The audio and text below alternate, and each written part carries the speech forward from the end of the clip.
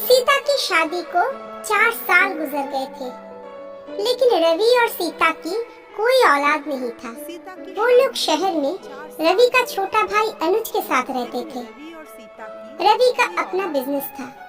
अनुज college में पढ़ता था। वो बहुत ही समझदार और शांत मिजाज का था।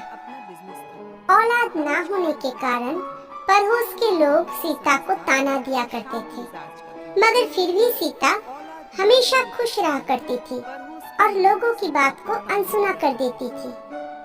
ऐसे ही वक्त बीतता जाता है। पढ़ाई खत्म होने के बाद अनुज की नौकरी एक बड़े ऑफिस में लग जाता है और एक दिन जब सब खाना खा रहे थे, तब सीता अनुज से कहती है, अनुज भैया, अब तो तुम्हारी शादी करवा देनी चाहिए। अब तो तुम अच्छे खासे कमाने लगे हो। क्यों, क्या कहते हैं आप? हाँ हाँ, सही कहती हो तुम। अब हमारा अनुज बड़ा हो गया है। क्या भाभी, आप भी? और नहीं तो क्या, अब मुझे भी तो आराम चाहिए ना देवर जी। अच्छा भाभी, अब आप जैसा अच्छा समझे।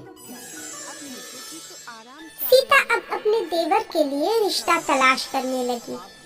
ऐसे ही एक दिन अनुज आकर सीता से कहता है, भाभी, आपसे कुछ बात करनी थी। हाँ बोलो ना।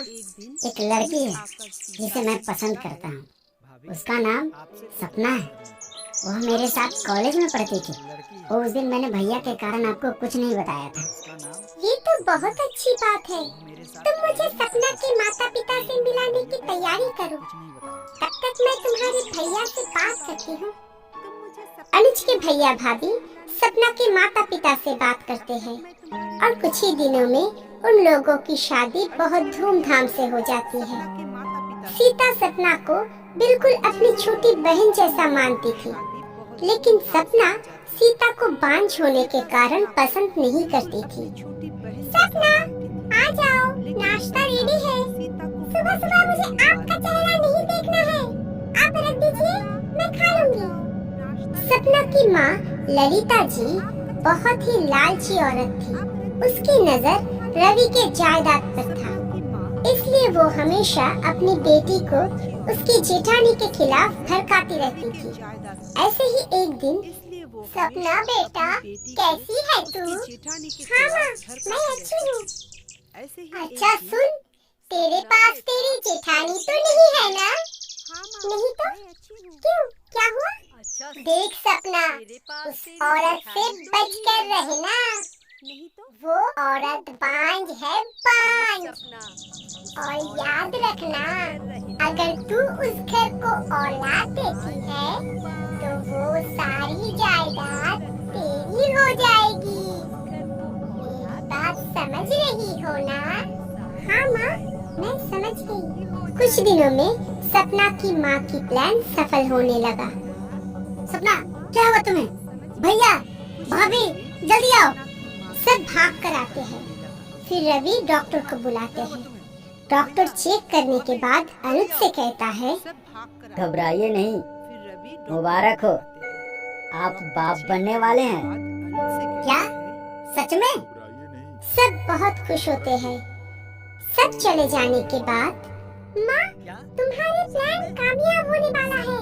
मैं माँ बनने जा रही हूँ। बहुत खूब, अपनी जेठानी से अपनी सेवा करवाना। सपना सबके सामने सीता से अच्छे से बात करती थी, लेकिन अकेले में ताना दिया करती थी और उनसे अपनी सेवा करवाती थी। मगर सीता बहुत ही अच्छी औरत थी।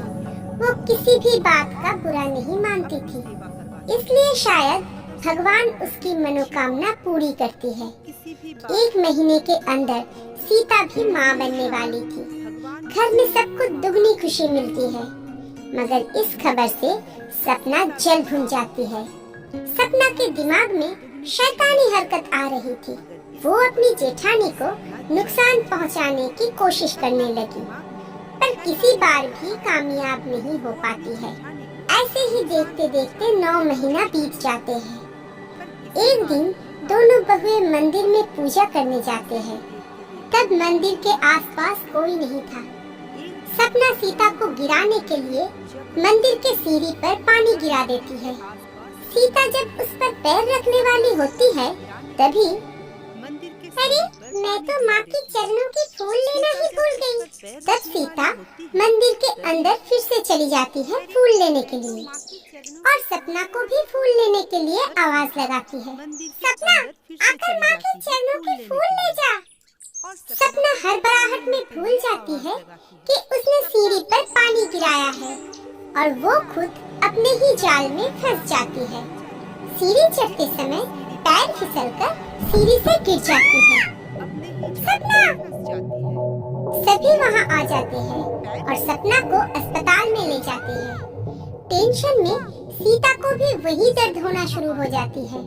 डॉक्टर सीता को भी अंदर लेकर जाते हैं। थोड़ी देर बाद डॉक्टर आकर कहते हैं, मुबारक हो, सीता ने जुड़वा बच्चों को जन्म दिया है जिसमें एक लड़का और एक लड़की है। और सपना कैसी है? माफी चाहता हूँ, मैं आपके बच्चे को बचा नहीं पाया और अब वो कभी माँ नहीं बन पाएगी। सब उदास हो जाते हैं। अनुज एकदम टूट जाता है। अंदर से सीता सारी बात सुन लेती है।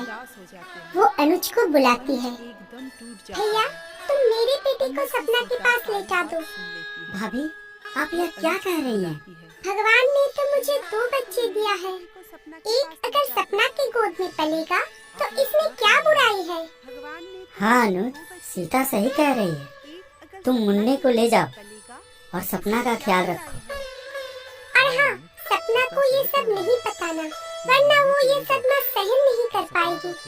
वाकई आप लोग मेरे भैया भाभी नहीं बल्कि मेरे माता पिता हैं। कुछ दिन बीत जाता है। एक दिन ललिता अपनी बेटी को देखने आती है।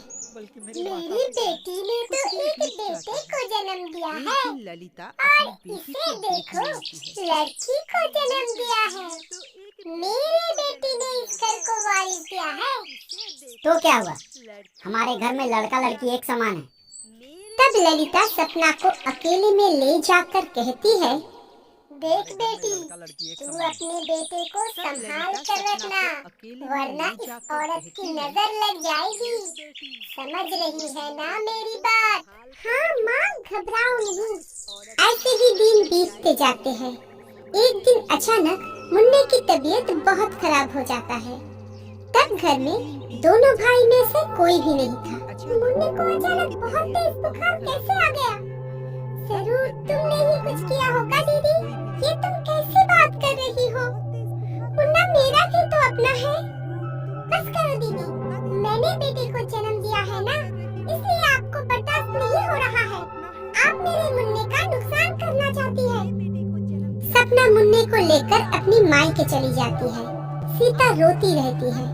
जब अनुज और रवि घर आते हैं तब सीता उन्हें सारी बात बताती है। रवि और अनुज सपना के पास जाते हैं। सपना कहाँ हो? बाहर आओ। सपना और उसकी माँ बाहर आती है। यहाँ क्या करने आई हो? चलो अपने घर। मैं तुम्हारी भाभी के साथ नहीं रहूंगी। इससे मेरे मुन्ने की जान को खतरा है। वो मेरे बच्चे को मार देना चाहती है।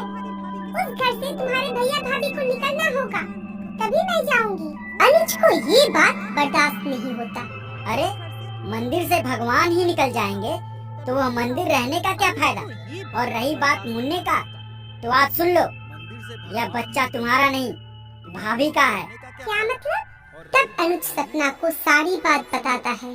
सब सुनकर सपना की आंखों में आंसू आ जाती है और उसकी माँ को भी उसकी गलती का एहसास होता है। तब सपना तुरंत घर लौट आता है। भाभी, मुझे माफ कर दो, आप देवी है। अरे पगली, तू तो मेरी छोटी बहन जैसा है। मैंने कब का तुझे माफ कर दिया है। उस दिन के बाद सब एक साथ खुशी खुशी सुखी जीवन बिताने लगते हैं। उस दिन के बाद